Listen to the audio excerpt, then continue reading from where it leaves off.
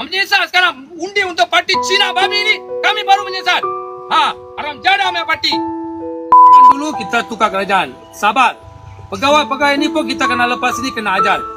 Pegawai-pegawai yang bekerja dengan PDC lah, macam kerajaan negeri lah, ini semua kita kena ajar. Depan ni duduk makan gaji senang. Bukan macam kita orang hari-hari pi panas, hari-hari pi cari duit, mereka tak tahu. Orang lokal kena keluar, tapi pekerja asing kena main masuk sini. Dalam kampung ni kecil, dalam belakang tu Taman Pelangi, semua pekerja asing. Kalau ada apa-apa pergaduhan, siapa? Orang Malaysia ni macam mana nak tanggung? Macam mana? Siapa nak sokong orang Malaysia? Semua nak sokong orang-orang pendatang. Macam ni ke pekerja asing? Semua nak main masuk sini. Itu pun PDC sokong lagi. Lagi-lagi kerajaan negeri. Apa sabar, kita sabar. Kita sabar. Tunggu pilihan 16. Orang muda lah akan ajar mereka ni. Tunggulah you orang. Sabar.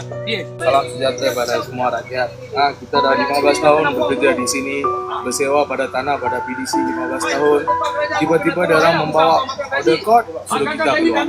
Kemarin pun kita ada release payment pada PDC 3,050 kita bukan berniaga beruntung berjuta-juta, beribu ringgit saja sebulan. Sekarang suruh kita keluar. Ni kita dah agih kita punya barang semua bawa keluar. Ni dia orang nak kunci kita punya store ini. Tuan tengoklah macam mana. Tuan-tuan dan puan-puan tengok faham macam mana kerajaan sekarang. Kecil-kecil kita buat menjaga. Sebelah kedai sana ada kedai nasi, sebelah sana ada orang kedai makcik Melayu kedai jual nasi. Semua kita kena keluar. Pergilah kacau tempat Cina juta-juta. Kena sekali. Kedai sana pun kena sekali, kedai Melayu. Pergilah kacau juta-juta punya ni. Sekarang dia main kacau kita. Beruntung kecil-kecil, menjaga kecil-kecil.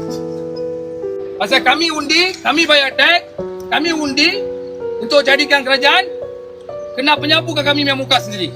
Pasal muka-muka macam ni lah. Pasal saya undi dia tahu. Saya buat kerja untuk dia, saya pegang bendera untuk dia. Saya pun orang parti juga.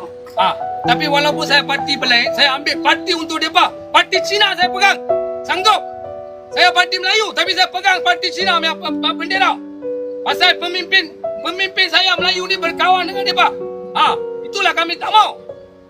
Menyesal sekarang undi untuk parti Cina babi ni. Kami baru menyesal. Haram jada punya parti.